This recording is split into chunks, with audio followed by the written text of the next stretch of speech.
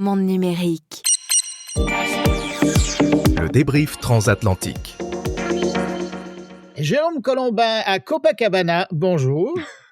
Hola Bruno, como voce sta?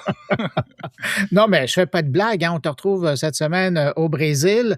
Tu as été là Ouais. pour travailler et puis tu as quand même été assez généreux pour venir du Brésil me visiter dans mon carnet. Comment T'as vu ça se ça? passe là-bas? Qu'est-ce que tu fais? Écoute, ça va pas trop mal, ça va bien. Non, je vais pas essayer de singer l'accent brésilien. Je parle pas du tout portugais, donc Ben c'est non, un vrai problème. Ouais. Parce que les Portugais parlent pas du tout anglais, donc c'est un peu compliqué. Merci Google Traduction, Apple Traduction, Ça fonctionne bien, AirPods, ouais? OK. etc. Bah, ça rend bien service, ouais. OK. Et en effet, je suis, tu vois, ce magnifique arrière-plan, bon, Ouais, pour les gens qui regardent la vidéo, là, mais voilà, pour en les gens audio, qui- là, tu nous Ah non, en décris, audio, c'est y a la pas. plage de Copacabana qu'on voit derrière toi. C'est la célèbre plage de Copacabana, exactement, que je connaissais pas, moi, personnellement. C'est la première fois que je viens au Brésil. Et comme tu Mais l'as tu dit, avais c'est quand pas même pour... entendu la chanson de Barry Manilow qui l'a rendu célèbre. Oui, bah, bien sûr. OK, voilà. Bah, elle tourne en boucle ici. Hein, Ouais. entre- C'est vrai? Il y a A Girl from Ipanema et puis Ouais. Copacabana. Puis... Ah, non, ouais, surtout, OK. surtout la musique brésilienne. Ça, c'est Ben, super. j'espère. Tant J'adore qu'à la être. musique brésilienne. Mais donc, tu es là pourquoi? Bah ouais, c'est vrai pourquoi je suis là. Tu avais besoin d'un décor différent. Tu dis, bon, on va aller. Ouais. Ouais, bah écoute, en fait, tu sais, il y avait la keynote Apple cette semaine dont on va Ouais. parler là. Je savais que ce serait nul. Ouais, ça, oui, on s'attendait. Bon, non, je me vante, mais j'ai voulu un peu prendre le contre-pied et surtout, eh bien, en fait, je suis venu pour recouvrir le Web Summit. Et le Web Mhm. Summit, c'est un salon qui se tient à Rio pour la 4e année. Ouais. Alors, on connaît le Web Summit original qui a lieu à Lisbonne, au Portugal. C'est là qu'il a été créé.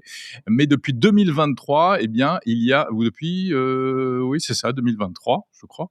Il y a une édition brésilienne ici, donc c'est vachement intéressant. J'avais envie de faire quelque chose, voilà, de m'intéresser à un écosystème, un pays que je ne connaissais pas du tout, qu'on traite, auquel on s'intéresse très peu Ah ouais. quand on est en Europe. Hein, on parle que des États-Unis, de l'Asie, etc. Et ça me paraissait intéressant de venir voir un peu comment ça se passe ici, à la fois la tech au Brésil, le salon lui-même. Alors j'ai rencontré des Français, parce qu'il y a pas mal de Français qui vivent ici, donc ça m'a permis de faire des interviews que je vais diffuser cette semaine dans Monde Numérique. Une vidéo également, une vidéo longue, une vidéo courte, et l'idée c'est vraiment de s'immerger dans la tech brésilienne.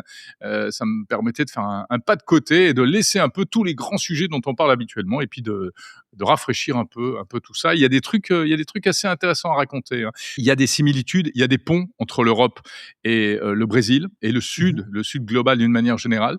L'Europe essaye d'un peu de se rapprocher du Brésil, parce qu'on a les mêmes préoccupations, une quête de souveraineté numérique, essayer de ne pas se faire dévorer par les Américains.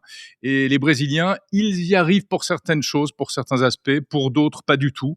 Donc voilà, il y a pas mal de choses intéressantes à raconter à ce niveau-là, et on en parle dans Monde Numérique cette semaine. Donc, une énorme carte postale. Plein Ouais, de soleil exactement. et de tech. Plein de soleil. Allez, bon, j'enlève les lunettes Ah. de soleil malgré tout, parce OK. que c'est pas vraiment nécessaire. Là, on est entre nous. Voilà. Revenons Ouais, mais à déjà, des il fait choses moins beau, normales. là. C'est vrai? Oui, Ouais. bon, il y a un petit nuage qui passe, c'est Bon, pas OK. grave. Ouais.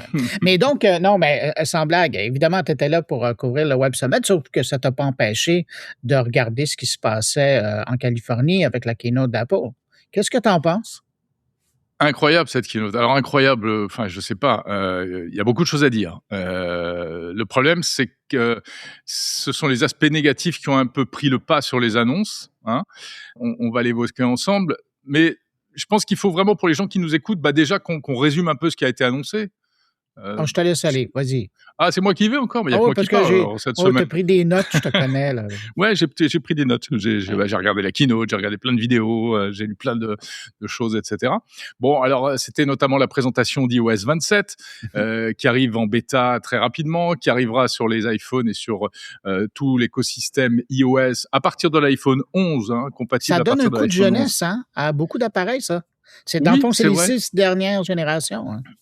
Voilà, c'est quand même pas mal, hein, de Ouais. iPhone 11 à aujourd'hui iPhone 17.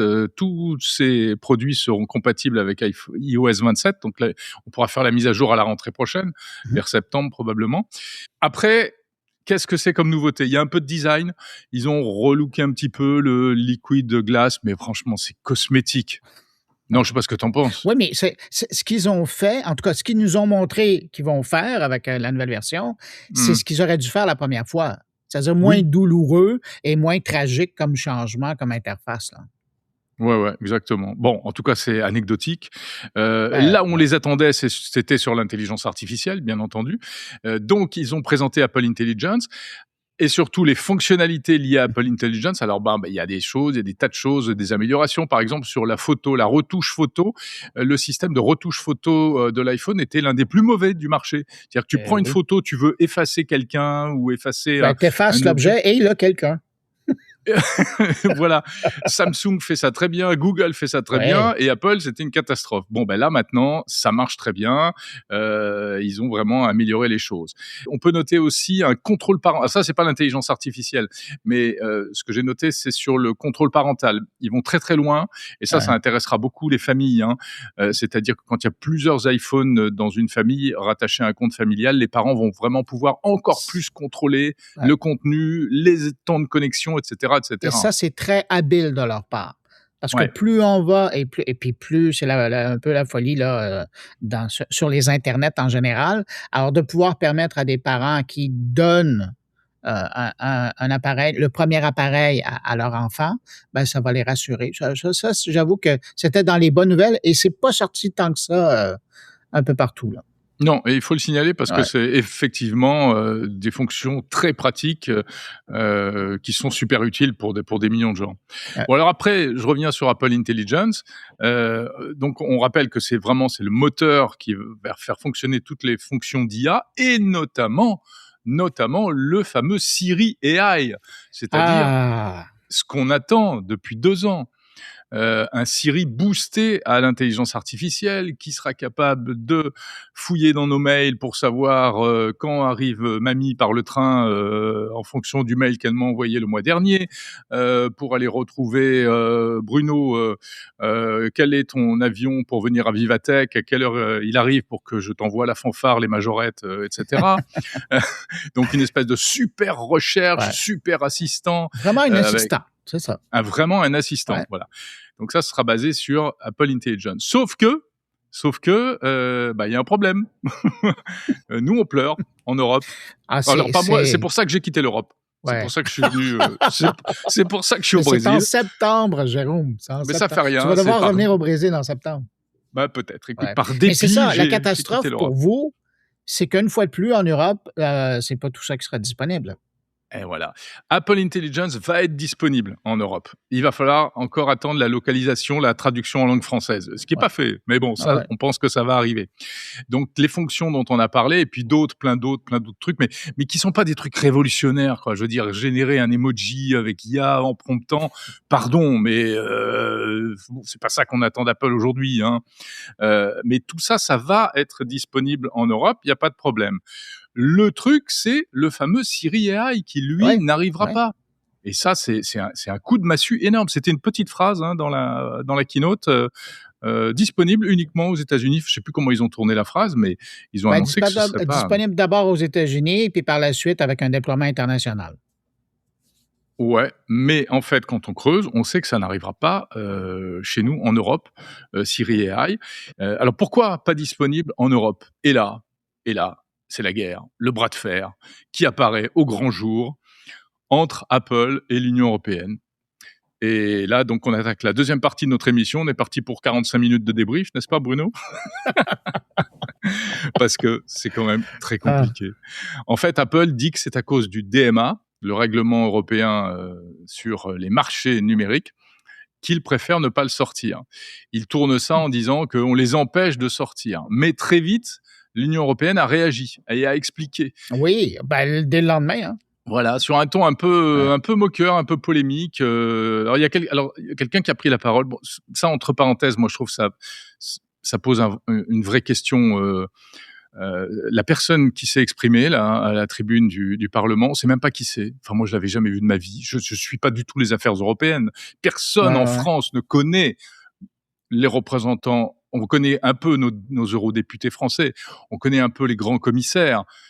Mais ce monsieur qui a pris la parole, pour expliquer à l'Europe entière qu'on n'aurait pas Apple Intelligence. Je ne sais pas qui c'est. Bref.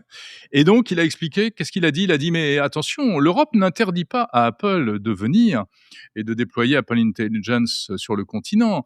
Simplement, nous imposons des règles et c'est Apple, parce qu'il ne souhaite pas se conformer à ces règles, qui décide de ne pas déployer le truc. Donc voilà, en fait, c'est Non, c'est un bras de fer c'est entre un les bras de deux, là. fer. C'est un bras de fer.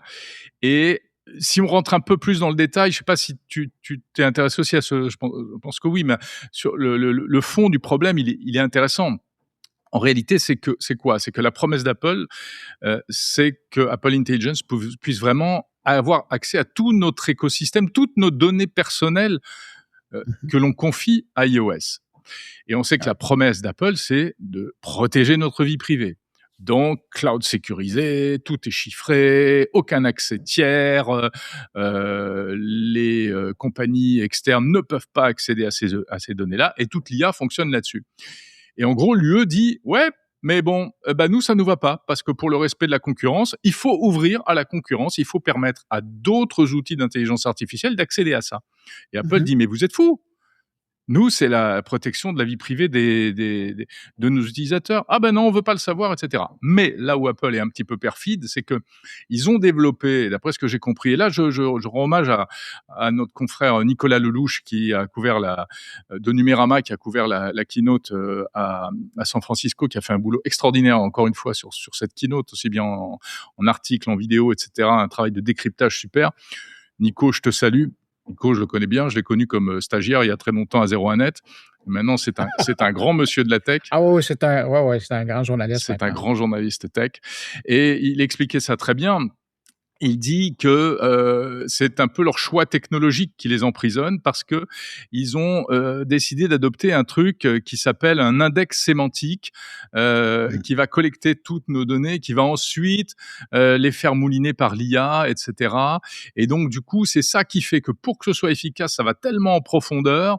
Eh bien, si ils ouvrent la porte à des tiers, mais ça va être la gabegie. Ça veut dire que n'importe quelle petite boîte d'IA de Singapour ou de je ne sais où va avoir accès à mes mails, à mes données personnelles. Ah, va être capable de tout décrypter. Et ça va être une horreur. Et d'ailleurs, Apple a beau jeu de dire, c'est quand même bizarre. D'un côté, il y a le RGPD, Règlement européen sur la protection des données, et de l'autre côté, il y a ces obligations d'ouvrir à tout va.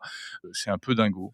Mais j'aimerais bien avoir un peu ton avis là-dessus aussi, mais juste un mot encore, si tu veux. J'ai fait un petit calcul. Il y a 450 millions d'habitants dans l'Union européenne. iOS, ça représente environ 40% du marché. Donc, on peut dire grosso modo qu'il y a, à la louche, 180 millions d'utilisateurs d'iPhone ou d'appareils iOS en Europe. Ça veut dire que là, aujourd'hui, il y a 180 millions d'utilisateurs qui sont pris en otage. Ils sont pris en otage. Est-ce qu'ils sont pris en otage par l'Union européenne, qui, pour des questions idéologiques, pour des questions d'application hyper strictes de la réglementation qui a été mise en place, eh bien, ferme la porte à l'innovation technologique pour ces 180 millions d'utilisateurs? Ou bien est-ce que c'est Apple, parce que Apple n'est certainement pas blanc-blanc dans l'histoire, et c'est Apple qui nous prend en otage en espérant qu'on va protester, qu'on va se rebeller, parce que ce qu'ils veulent, c'est une amélioration de la réglementation. Et d'ailleurs, on voit, il commence à y avoir déjà des pétitions. J'ai vu un site qui s'appelle Siri4EU, siri4eu.com, qui lance une pétition pour réclamer le Apple Intelligence en Europe. Donc, c'est vraiment deux logiques qui s'affrontent. Moi, j'ai le plus grand mal à prendre parti, me dire c'est comme ci ou comme ça qu'il faudrait faire, parce que peut-être que l'Europe a raison à long terme.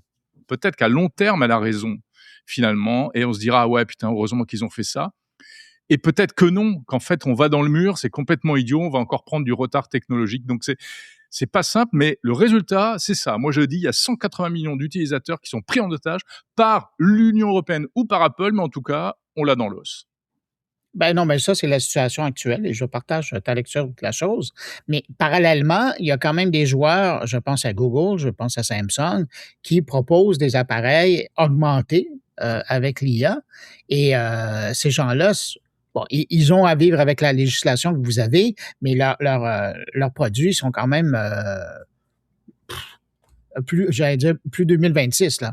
Il y a des fonctionnalités là-dessus qui ça ressemble à ce que Apple Intelligence veut faire. et ils sont déjà disponibles sur le Ouais, continent.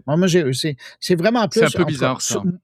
de ma lecture, moi, c'est un géant là, mondial là, qui dit non, nous, on veut le faire à notre façon, avec notre méthode, Ouais. notre approche. Mmh. On va pas changer les choses. Le plus loin qu'ils ont été, c'était de changer le connecteur avec USB-C et ça s'arrête là. Ouais. Pour le reste, là, Ils on marche à notre rythme et de Ils notre veulent façon. rien savoir. Après, il y a cette notion, c'est très juridique tout ça, hein, Ouais. c'est à la fois idéologique, parce qu'on en est vraiment à une posture idéologique de la part de l'Union Ah européenne ouais, c'est des aujourd'hui. grands principes d'un côté comme de l'autre. Exactement, et c'est aussi juridique, et tu sais, il y a cette notion de gatekeeper, comment on appelle ça, de gardien d'accès, en fait. C'est-à-dire, c'est à partir Ouais. du moment où le marché dépasse, je sais plus combien, un certain seuil,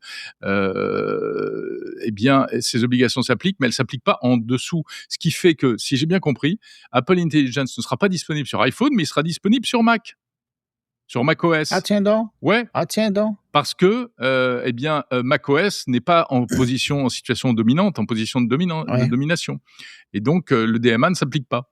Pardon, je dis Apple Intelligence, en fait, non, c'est Siri AI, hein, qui ne sera pas dispo en Europe. Bon. Voilà, et puis la question Ben, tout ça aussi, pour me dire que tu pourrais l'avoir sur ton Mac, mais pas sur ton ouais, téléphone. exactement, tout à fait. Wow. OK. Après, voilà, est-ce que, enfin non, ce serait bien que tout soit intégré, et ben, c'est ça, les utilisateurs de l'iPhone, c'est ce qu'ils veulent. C'est ce qu'ils veulent depuis Ah ouais. toujours. Les utilisateurs d'Apple, c'est ce qu'ils aiment. Il y en a quelques-uns qui t'expliquent: «Ouais, c'est une prison dorée», et cetera. OK, mais c'est cet écosystème fermé où on se sent en sécurité, où tout est homogène, c'est ça qui plaît. Donc là, on est privé de ce confort-là, quoi. Aïe, aïe, aïe. Mais regarde, si ça te va, moi, je t'amènerai sur le prochain sujet parce Mmh. qu'on continue à parler d'intelligence artificielle, de risques et de possibilités. Attends, mais Je pense Bruno, en juste un mot avant. ouais. Comment ça se passe au Canada chez vous? Vous savez s'il y Ah aura des ben, restrictions ou pas? non, il n'y en aura pas pour le moment. Écoute, la seule restriction qu'on va vivre, c'est par rapport à à la langue, pardon, Ouais. parce que c'est sûr qu'aussitôt qu'il est disponible aux États-Unis, c'est une question de temps avant qu'il soit déployé au Canada. Puis là, on parle de mois. Et puis après, sauf qu'il va être déployé en version anglaise. Et l'adaptation en version canadien-français, elle prendra probablement plus de temps parce que la version française ne sera pas nécessairement faite aussi rapidement dû à ce quiproquo législatif, là. Mmh mh. Mais ça va arriver à un moment donné. Donc Mais donc, moi, je m'en fais pas comme un peu comme la plupart des fonctionnalités lorsque c'est lancé et tout fabricant confondu, quand ça sort aux États-Unis, c'est une question de mois, sinon de semaines, mmh. avant que ça arrive chez nous. Oui, vous, ça On est arrivera vraiment voisins connectés, là. plus tard, mais ça Ouais. arrivera. Tandis que nous, Ah oui, oui. franchement, Ouais, ouais. il y a pas d'espoir à court terme ou à moyen terme que ça arrive, hein.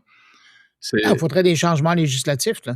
Ouais, Et ça ça se fera pas. et ça se fera pas parce que c'est ce Ben non. qu'Apple demande. Il paraît qu'ils sont venus, l'année dernière, à Bruxelles pour présenter leurs trucs, et cetera, et ils ont demandé, en fait, une espèce de dérogation, et ça, l'Union européenne a dit: «Mais vous êtes fous, nous Ben sommes non. l'Europe, enfin, allez, rentrez chez vous».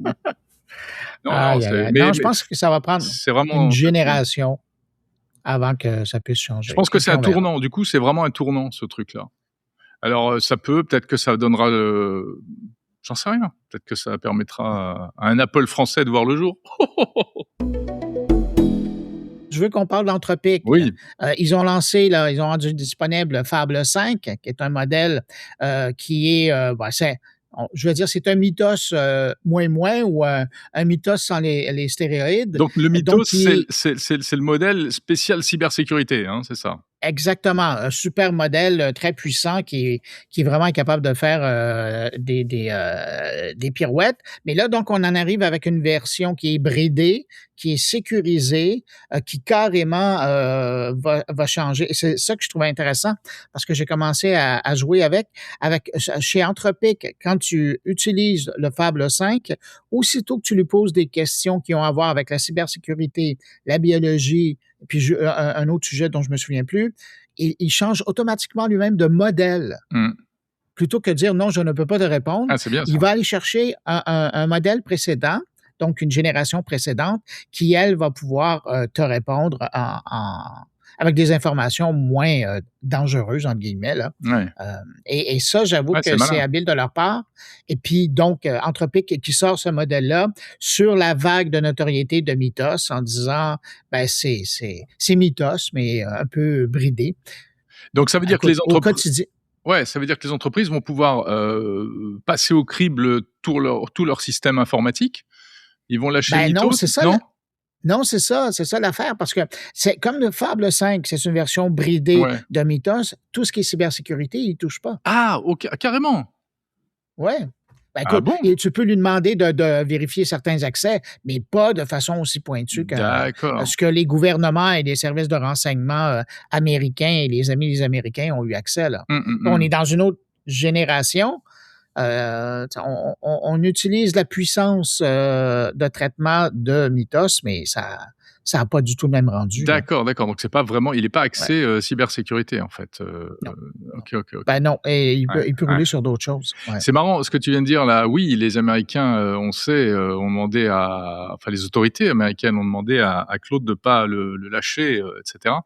Mmh. Moi, j'ai vu passer des réactions de gens tu vois, dans le côté fantasme: «Oh là là, il est tellement puissant, ça y est, l'intelligence artificielle générale est là et donc regardez, même les Américains se sont rendus compte du danger et ils veulent pas qu'on le» oui, ils se sont surtout rendus compte qu'effectivement le truc était tellement puissant que ça pouvait donner véritablement un avantage stratégique et qu'ils veulent pas donner un tel avantage stratégique à d'éventuels concurrents. C'est-à-dire que Exactement. si c'est Et c'est comme pour ça que le patron d'Anthropic dit, mettons en pause le développement. Je trouve ça ah tellement ouais, hypocrite. Mettons en tellement pause le hypocrite. développement de l'IA parce qu'il faut réfléchir. Ben oui, non, c'est juste parce que là, cette semaine, tu as le plus puissant et tu veux pas que les autres Ouais, avancent. exactement. Ouais, ouais, non, mais il faut remettre, tout ça dans le contexte, hein, à chaque fois. Ouais, c'est sûr. Enfin. Mais donc, oui, alors salutations aux gens d'Anthropic qui nous écoutent. Je sais qu'il y en a qui nous écoutent.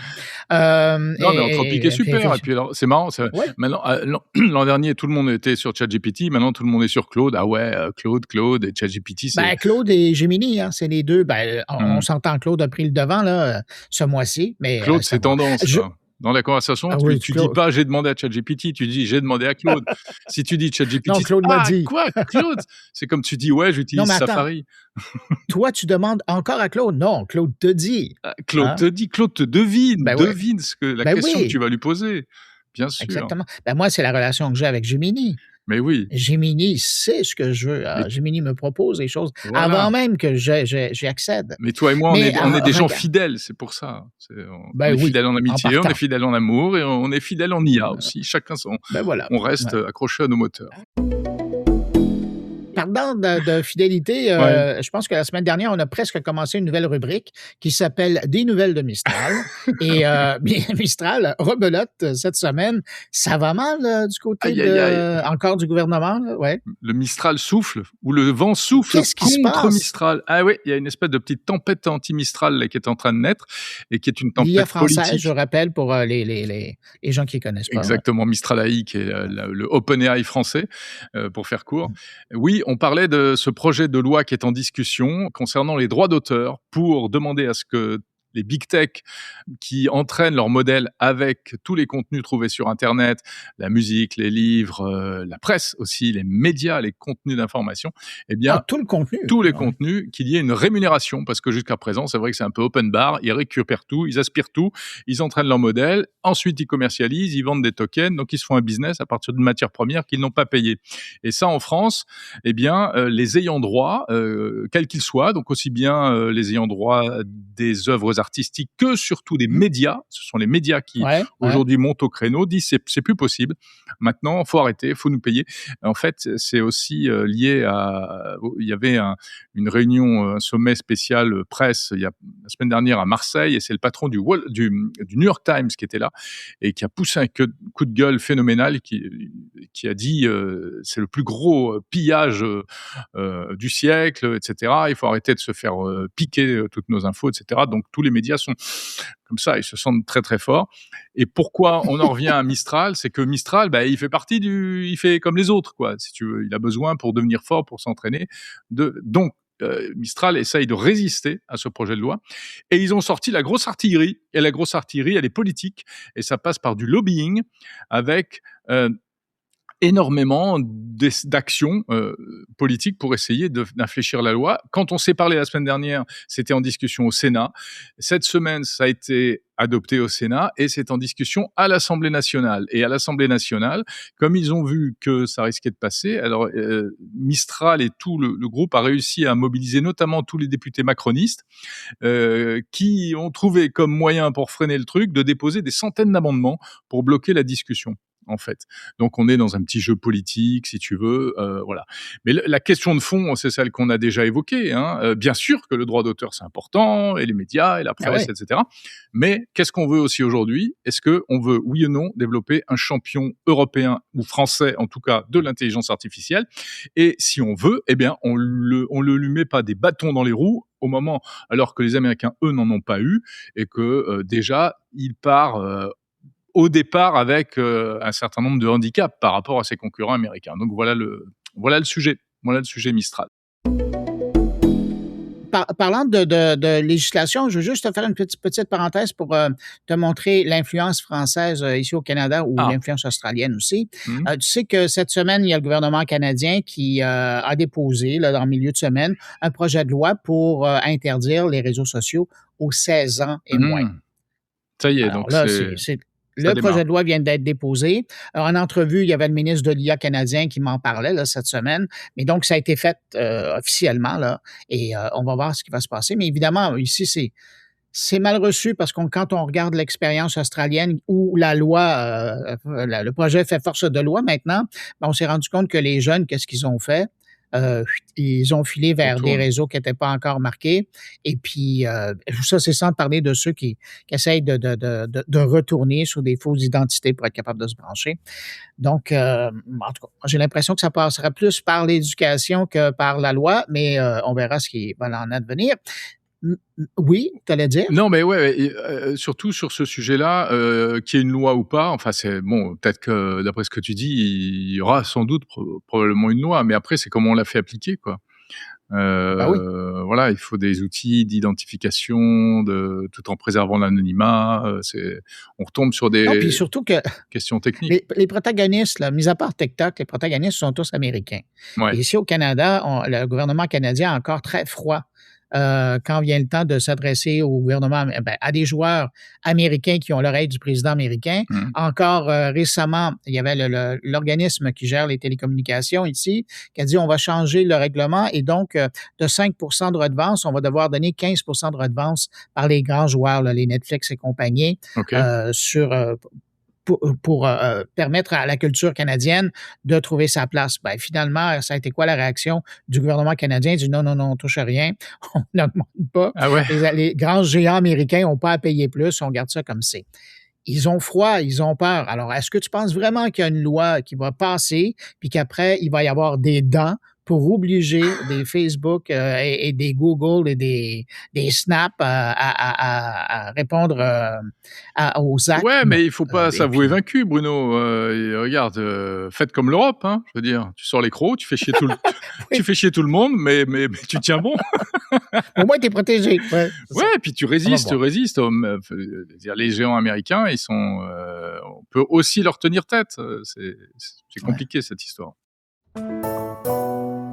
Parlant de loi, tu as suivi cette histoire-là du juge au Mississippi, une cour fédérale qui a décidé de sanctionner 2 avocats qui avaient un peu trop utilisé l'IA. J'ai lu ça sur ton carnet. Raconte-nous, c'est génial. C'est génial. C'est non, mais c'est ça. Mais c'est l'histoire où c'est pas qu'un, mais c'est les 2 parties dans un procès. À un moment donné, le juge s'est mis à vraiment faire son travail, donc à lire les documents qui avaient été déposés. Puis à un moment donné, il s'est rendu compte que lorsque des 2 côtés, là, quand on amenait des jurisprudences, donc des choses, des cas qui étaient arrivés, ou même des lois, des articles dans la loi, l'IA avait été fortement utilisée, avait probablement été utilisée pour tout rédiger le brief, là, ce qui avait été donné au juge. Puis finalement, il y avait des hallucinations là-dedans.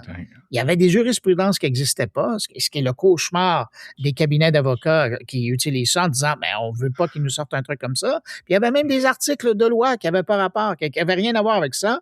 Et puis là, le juge a dit là, vous me prenez pour une valise. Alors, il est retourné. Vous me prenez pour une valise? C'est quoi cette expression? Non, je le cite pas textuellement, mais c'est ce que ça voulait dire. Alors, il les a amenés devant lui, puis il a dit messieurs, ça marche pas cette affaire-là. Alors, il les a retournés, il les a sanctionnés. Il y en a même un des 2 qui a plus le droit de se présenter devant une cour pendant 2 ans. Ils ont des amendes aussi à payer. Mais essentiellement, le message que ça envoie à ces gens du Mississippi, mais partout dans la pratique juridique, c'est faites Faites attention à attention. comment vous utilisez l'intelligence Ouais. artificielle pour préparer vos dossiers et pire encore, pour déposer des documents à la cour. Bah ouais. Mais c'est fou C'est parce fou. que, je veux dire, c'est quoi la réponse à ça? C'est pas forcément de ne plus utiliser l'IA, c'est que Mais c'est de ici, mais valider. voilà, ici, ils sont mal pris. Ils Ben ont oui. pas Mais c utilisé le bon modèle. Il Ben commence à y non. avoir des modèles d'IA spécialisés dans le Ouais, juridique. ouais. Ouais, c'est au Canada, on en a là, ici. Ouais, en France Ouais. aussi, ça commence à voir le jour. Mais bien sûr, il faut valider derrière, il faut qu'il y ait de la cohérence. Alors, c'est vrai que dans le droit, c'est compliqué si tu dois aller checker toutes les sources. Mais bon, si c'est connecté à des bases de données fiables, tu demandes qu'ils te sortent les références et puis tu Ouais. jettes un coup d'œil, quoi. Tu Puis vérifies. minimalement, si tu n'utilises pas un outil spécialisé, Mmh? ben, tu demandes à 2, 3 IA de valider l'information qui est sortie Oui, tu as et de raison. passer à travers tous les faits, Exactement. minimalement, Tu as raison. pour te sécuriser. Tu as raison. Ben, puis ça serait sorti en disant, ben non, ça, je vois pas de redondance nulle part par rapport à ça, c'est pas vérifié, ça, c'est une affirmation qui est gratuite. Ils Mmh. l'auraient vu, mais là, c'est des gens qui ont été à la va-vite. Puis tu le sais, hein, aux États-Unis, quand on se promène, les méga Les panneaux pubs, publicitaires de ouais, bureaux, ils doivent traiter des centaines, sinon des milliers de cas à ouais. tous les jours dans leur Les bureau. pubs pour Alors, les il y en a un. avocats, ouais. Mmh. Ben, c'est ça, fait qu'il y en a 2, Ça parce que ça existe est chez arrivé vous? des 2 côtés. Ça existe au Canada, les publicités pour les Non, avocats? Non, c'est comme chez non, nous, pas comme c'est ça. pas autorisé. Ouais, non, c'est Ils ça. ont pas le droit, Mais nous, hein, mais les avocats, de faire des pubs comme ça, hein. Mais t'imagines, imagine, ici, un jour, il y a longtemps, on avait un truc qui s'appelait les pages jaunes ou les pages blanches. Mmh. Et c'était un gros, gros, Ouais, gros annuaire. l'annuaire, À bah oui. l'époque où vous aviez le Minitel, ouais, c'est ça. Ouais, mais on Et avait nous, on aussi était les encore pages à jaunes et les l'annuaire. pages blanches, ouais, on a eu, hein. Bon, Mmh. mais nous, on a eu ça longtemps et il y avait un avocat qui avait décidé d'acheter la page de derrière. Ah ouais? Le ressac là, qu'il avait eu, puis à partir de ce moment-là, il n'y a plus personne qui a acheté nulle part de Ah, publicité d'accord. pour présenter C'est-à-dire son que c'est mal cabinet. reçu, Ouais. mais c'est pas forcément interdit. Ben, il C'est faudrait voir avec la ouais, loi. Je pense que maintenant, le barreau interdit. l'interdit. Mmh. Je dis ça sous toute réserve, mais ça Ouais. se fait plus. Bon, Dans l'usage, là, ça se s'il y a des avocats canadiens qui nous écoutent, dites-le nous, hein. faut envoyer un Voilà, petit mot. Ben, il y en a quelques-uns, je sais, qui nous écoutent, pour là, notre culture pour m'envoyer un personnelle, petit mot ça nous pour avoir le intéresse. détail, ouais. Ouais, exactement. Mais donc, c'est ça. Mais ce qui amène à quelque part, peut-être, puis je sais que cette semaine, je pense que c'est dans le monde des médias chez vous, en France, où on en a parlé, c'est cette notion de peut-être commencer à certifier des choses comme fait Non des choses IA. créées par l'humain. Voilà, Oui, c'est ça. 100% humain, 0 IA. Tu sais, Quand même. c'est comme le bio, donc il y aura il y a le Nutri-Score de A à C, et il faut un Nutri-Score IA. Il y a 10%, 20%, Ah, 50%, 0% d'IA. Oui, et nous, il y a des médias qui commencent à dire oui, alors nous, il n'y a pas d'IA. C'est des médias un peu spécialisés, je crois. Il y a médias écolo et compagnie, qui se targuent de faire de l'info entièrement sans IA. Moi, franchement, je trouve ah ça bon. très bizarre. Je vois pas comment tu peux prétendre fabriquer de l'information aujourd'hui sans aucun recours à l'intelligence artificielle. Ça me paraît débile. Mais quand on dit avec ou sans IA, tout dépend ce qu'on entend. C'est vrai que Ah ouais. souvent, aux yeux du grand public, c'est ChatGPT qui a écrit l'article, j'ai fait un copier-coller et je l'ai diffusé. Ah bah ça c'est de l'IA. Ou bien il y a 0 IA, mais pas du tout. Il y a toute Ah oui, il y a une tout un palette. niveau Il y a d'utilisation. tout un Ouais, niveau ouais. d'utilisation, il y a toute une palette de trucs. Tu peux l'utiliser par petits morceaux, un peu, corriger, etc., etc. Et faire du 100% IA, je suis très perplexe, je vois pas l'intérêt. C'est comme si tu Mmh. disais, je veux dire, au moment où le moteur à explosion est arrivé, de la publicité pour les calèches, 100% cheval, tu sais. Ouais. Non, Ou 100% tapé à la dactylo. 100%, oui, voilà, exactement. Au moment de l'arrivée du traitement de texte, 100% tapé Ouais. par un humain. Ouais, génial, top. Extra. Ah non, ça, je Non, ben bon, regarde. c'est un peu du bullshit, ça, je trouve. Il faut utiliser l'IA, mais il faut comprendre, quand on dit avec de l'IA, ça dépend ce qu'on fait, etc. Et ton idée de faire valider par d'autres IA, et ça, c'est très intéressant parce que, et je sais que c'est parce que toi, tu le pratiques, mais Ouais. c'est vachement bien. Aujourd'hui, il y a les outils sont tellement sophistiqués, c'est que tu peux faire Ouais. monter des architectures où tu vas demander à des IA de corriger d'autres IA, et vraiment ça permet d'affiner les choses, quoi. C'est top. Et l'an dernier, moi, j'avais parlé avec un ingénieur et c'est vraiment là où j'avais compris c'était quoi l'importance. Ça fait 1 an et demi, j'avais parlé à un ingénieur qui, lui, dans sa pratique, faisait travailler 3 IA différentes. Ah ouais? Et oui, et donc donc il développait des systèmes, puis après avec une IA qui venait corriger. Puis depuis, il y a des gens avec qui je travaille chez Productivia là, qui me permettent de faire mon podcast en 10 langues. Ben, ces gens-là, c'est comme ça qu'ils fonctionnent. Et ils ont un coffre d'outils d'IA et dépendamment des tâches, ben, ils affectent une IA ou un agent IA, dépendamment du travail, de la subtilité du travail. Puis de temps en temps, par exemple, sur la version de 120 secondes de tech en 10 langues, là, c'est 5 agents IA qui travaillent là-dessus et qui valident systématiquement le travail de l'un et de l'autre. Bien sûr. Puis à la bout, en fin de montage, il y a une IA qui passe pour revoir tout le travail, comme un humain le ferait, puis en disant, ben, si ça va pas, je redonne un travail à faire. Ouais. Oui, c'est le contremaître IA, si tu veux. Bon, après, puis, est-ce que ça garantit du 100% sans hallucination, ça? Non, ça garantit jamais, mais un peu comme l'humain. À un moment donné, quand il passe, est-ce que tu sais, la faille, elle existe aussi chez l'humain. Évidemment. Et moi, tous les jours, pour le 120 secondes de tech, là, j'ai un tableau et je vois le pourcentage. Ah oui. Parce que chaque version est comparée avec la version française et on me le dit. Et rarement, ça arrive, mais rarement, c'est des 100%. Ça va être du 98, 97, 95. Moi, je vis bien à partir de 91, 92. Oh. Ma note de passage, là, parce que ça veut dire qu'une intonation... Oui, non, mais ça veut dire qu'une intonation est moins là. Tous les mots sont là, toutes les informations sont là, mais c'est au niveau du livrage, du rythme de montage où ça joue. Bien sûr. Mais les IA sont vraiment fines dans leur détection là, des différences. Mais voilà, le vrai débat et le vrai sujet, il est là. Il est dans cette approche technique. Enfin, je veux dire, il faut rentrer dans les détails. Il ne faut pas dire n'importe quoi. Sans IA, avec IA, sans IA, avec IA. C'est comme dans l'enseignement. Hein. Bien sûr que les collégiens ne doivent pas faire leur dissertation par l'IA, mais tourner le dos complètement à ça, c'est tout aussi absurde. Non. Bon. Bon, Bruno. Mais attends, tu donnes cet exemple-là. L'autre fois, je présentais à des profs une conférence, puis je leur disais, mais pourquoi vous invitez pas vos étudiants à utiliser une IA genre Gemini ou ChatGPT pour leur faire la dissertation? Donc, ils la font, puis après, ils demandent à l'IA de valider leur livraison en mode vocal. Ouais. Et puis, j'ai eu de la rétroaction d'un prof qui me disait, on l'a essayé en classe. Ouais. Et ça a été très drôle parce que plutôt que ça soit moi, le prof, qui donne une réaction, c'était le jeune qui avait un truc à faire de 5 minutes, un genre de pitch. Et puis, l'IA l'écoutait. Et l'IA lui a donné ses observations par rapport à sa livraison, par rapport aux informations qu'ils ont amenées. Alors, tu vois, c'était un exercice qui permettait d'utiliser l'IA, pas pour faire le travail, mais pour avoir une rétroaction. Bon, enfin, ça veut dire que là, c'est pas l'étudiant qui est remplacé par l'IA, mais c'est le prof quand même.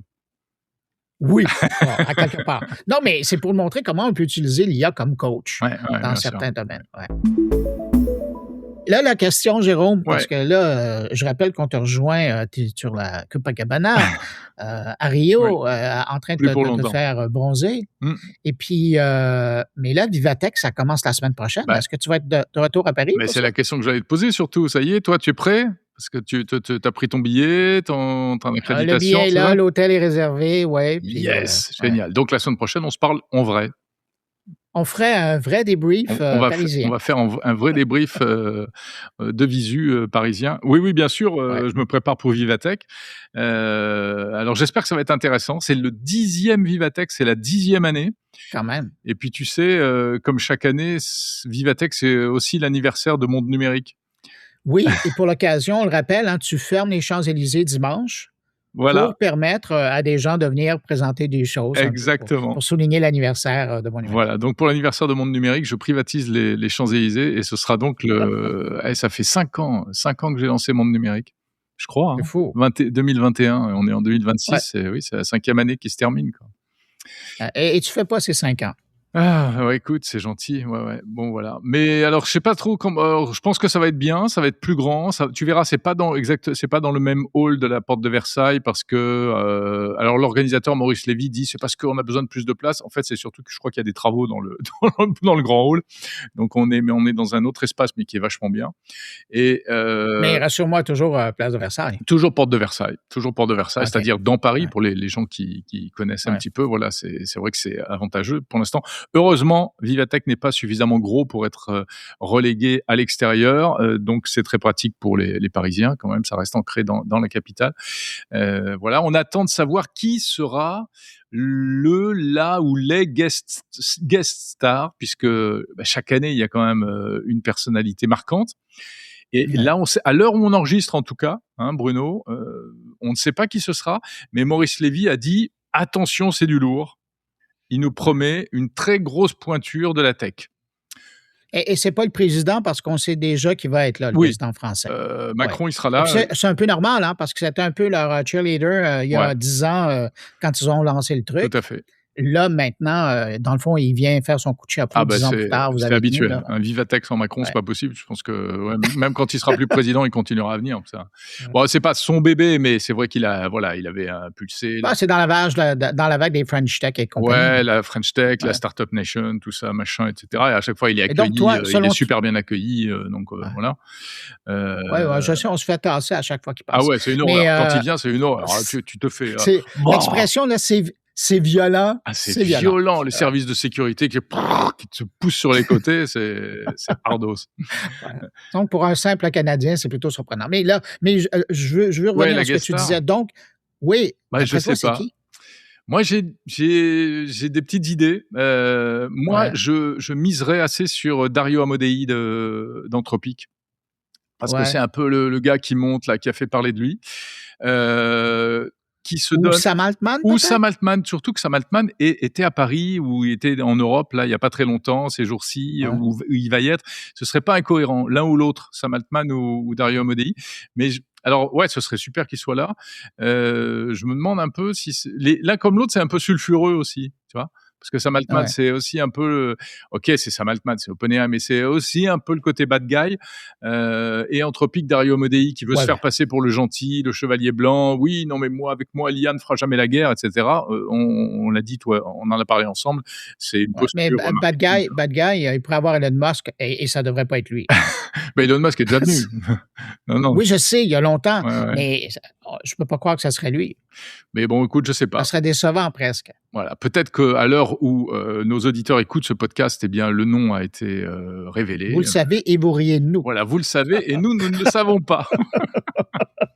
En tout cas, nous, on Bon, sera là, toi et moi. ouais, Hein? ouais. Et pour vous C'est sûr. rapporter dans vos oreilles ce qui s'est passé. Ouais. Jérôme, je te souhaite un excellent moment Bah, encore pour le temps que tu es à Rio. Bah, écoute, il me reste Et 48 puis, heures, là, je vais en profiter. Je vais surtout beaucoup travailler pour préparer mon podcast spécial Rio de Janeiro et Web Summit aïe, aïe, aïe, aïe, aïe. 2026. Bon. Donc, Et puis moi, je vais juste dire que si les gens, après avoir entendu toutes ces belles choses qui viennent de l'Amérique du Sud, s'ils sont intéressés à entendre autre chose, je parle notamment des verres nuances qui arrivent ah au ouais. Canada. Et je parle avec le grand patron de l'Esthética ici au Canada. Et puis, on parle aussi de l'histoire des centres de données au Québec, Oh, au Canada.